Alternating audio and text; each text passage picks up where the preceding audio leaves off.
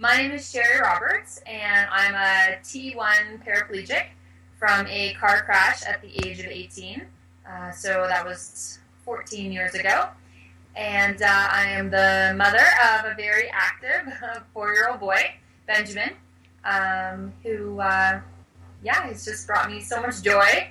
So my husband and I were married for about 3 or 4 years, and when we decided that we wanted to start trying to get pregnant, we thought, like everyone, that it would just happen, first time kind of situation or shortly thereafter.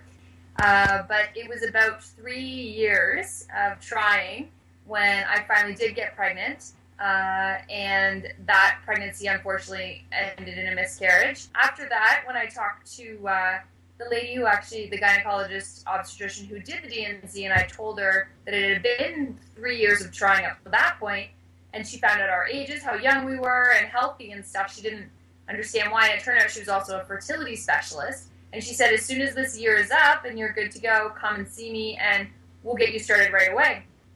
So at that time, a year went past, and we decided to try again. And I actually we started trying for a couple months, thinking maybe it was just a fluke thing. And I still wasn't pregnant, so we went out to visit her. And we had an appointment set up to get some testing and things like that done.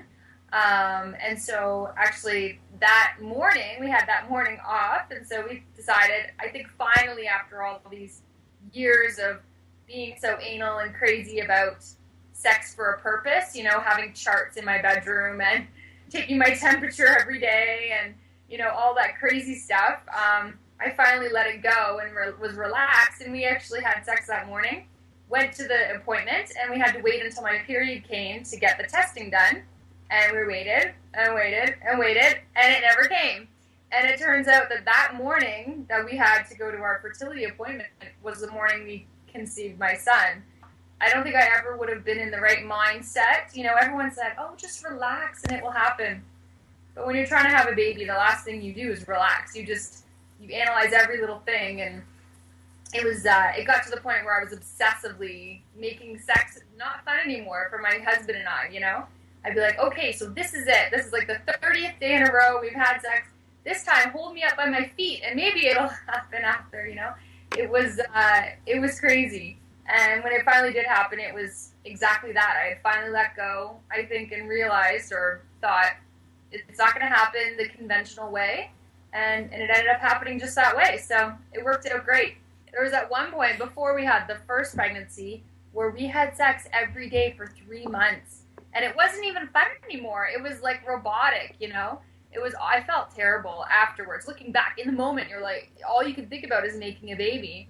And most guys would be like, woohoo, sex every day for 3 months. But after a while, it was like, not fun.